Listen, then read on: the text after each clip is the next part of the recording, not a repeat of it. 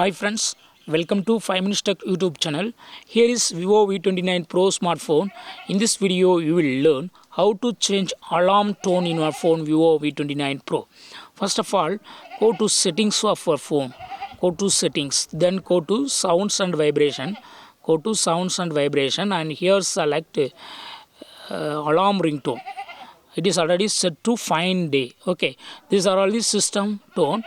You can choose anyone. I selected another one, morning scene. I selected. This is alarm tone as of now.